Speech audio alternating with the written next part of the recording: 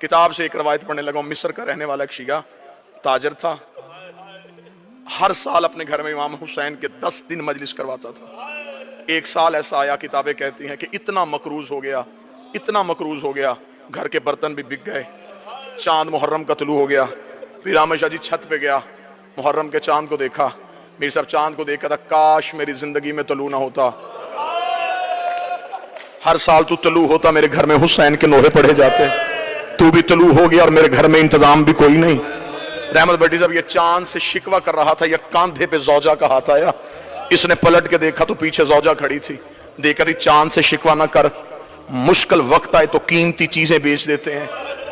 इसके जहन में फौरन आया, औरतों को जेवर प्यारे होते हैं, इसने कोई जेवर छुपा के रखा है। पलट के देखे कान साहब कहने लगा, तेरे पास कोई जेवर है? अगर जेवर था तो तूने मुझे पहले क्यों नहीं बताया? वो देखती थी, हाँ मेरे पास बड़ा ही कीमती जेवर है।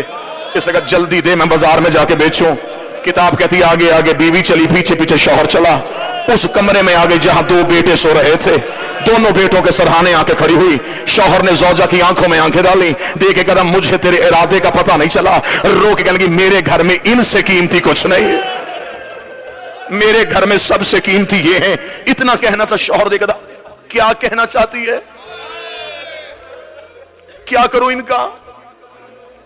हाथ बांधे रो कहती, मां तो मैं हूं ना, मैं मिन्नत करती हूं, बर्दा फरोशों के बाजार चला जा, जहां गुलाम बिकते हैं, इन्हें बेच दे, जो कीमत मिले उससे करवाएंगे हम हुसैन की मजलिस। इतना जुमला कहना था। शौहर सर से लेके पांव तक कांपा। रो के कहने लगा, कभी किसी ने औलाद भी बेची है? कदमों पे हाथ रख के कभी सच बता, तूने मांगी किससे थी? तड़प के कहने लगा मदीने वाले हुसैन से, कभी जल्दी जा बाजार में जाके बेच दे। कैसी मां थी? अनवारुल गुम्मा में लिखा, मां ने बच्चों को उठाया, गुलामों वाले लिबास पहनाए, लिबास पहना के बाप ले आया गुलामों के बाजार में। सुबह से लेके शाम तक आवाजें देता रहा, गुलाम ले लो, गुलाम ले लो, गुलाम ले लो, कीमत थोड़ी दे देना, मेहनत ज्यादा करवा लेना। शाम तक कोई गाहक ना आया। थका हुआ बाप जमीन पे बैठा, बेटों के सर सीने से लगाए, मुंह बकिया की तरफ करके कहता, रसूल की बेटी मेरा मुकद्दर। बीबी मैं तो घर से बच्चे भी ले आया था, शहजादी तुझे मेरी अज़ादारी मंजूर नहीं है। अभी ये शिकवा कर रहा था, खान सबाब के लिए जुमला पढ़ो। या बाजार में किसी घोड़े के चलने की आवाज आई। जो ही घोड़े की आवाज आई है, इसने यूं पलट के देखा, सर पे घोड़ा सवार, चेहरे पे नकाब। आवाज देके कहने लगा, गुलाम बेचेगा? बेचूंगा। क्या कीमत लेगा? कीमत का नाम आना था, जिस्म के रोंगटे खड़े हो गए। तड़प के कहता, कोई कायनात भी देता, मैं बाल भी तोड़ के ना देता। मैंने मन्नतों से मांगे, बस इतनी कीमत दे दे, 10 दिन मेरे घर में हुसैन की मजलिस हो सके। अब मुझे नहीं पता यहां कौन बंदा मातम करने के लिए इतना जुमला कहना था। घोड़ा सवार की आवाज आई, वो मेरे घोड़े के सामने दिनारों की थैली है, ये उठा और अपने बच्चे मेरे घोड़े पे बिठा दे। इतना कहना था। तड़पा, तड़प के उठ के कहने लगा, मैं कोई कर्जा तो नहीं मांग रहा, बेटे बेच रहा हूं, इतनी भी अमीरी क्या तो मुझे दिनार भी उठा के नहीं दे सकता? घोड़े सवार की आवाज आई, मेरी मजबूरी है, मेरे हाथ होते मैं तेरे बेटे हाथों से उठाता, मेरे बाजू होते मैं तेरे लाल सीने से। 1 या 1.5 मिनट और मेरे बेटे होते मैं यूं सीने से लगाता, मेरे बाजू नहीं है।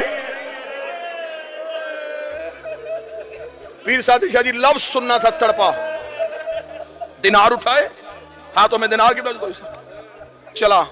दरवाजे पे मां बैठी थी, खाली आता हुआ बाप देखा, आंख में आंसू आए। बिक गए, बिक गए। हाथ बांध के कहती है, फिर मैं मां हूं ना, मैं वास्ता देती हूं तुझे हुसैन का, बच्चों को ना रोना। अब हमने रसूल के बच्चों को रोना है, हमने बतूल के बेटों को रोना है। जा मिस्र की जामे मस्जिद में जाके ऐलान करवा, मेरे घर में है गरीब की मजलिस। मोमिनीन आ गए, मजलिस हुई, लोग घरों को चले गए। आखिरी आधा मिनट, रात का वक्त, मां भी छत को देख रही, बाप भी छत को देख रहा। न मां की जुबान पे शिकवा, न बाप के चेहरे पे नदामत। आधी रात को मां उठी, शौहर के कदमों में बैठी, रो के कहती, सिर्फ पूछने ये आई हूं किसके हाथ बेच के आया है।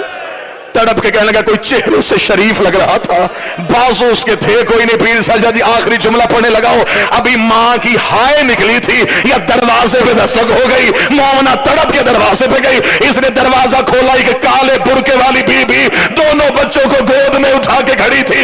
ये देख के कदम में गिरी, बीबी इनसे कोई गलती हो गई, मैं माफी मांगती हूं, इन्हें नौकरी का तरीका नहीं आता, ये पहली बार किसी के घर गुलाम बन के गए थे। उस बीबी की आवाज आई, हम बेटे देते हैं लेते नहीं है।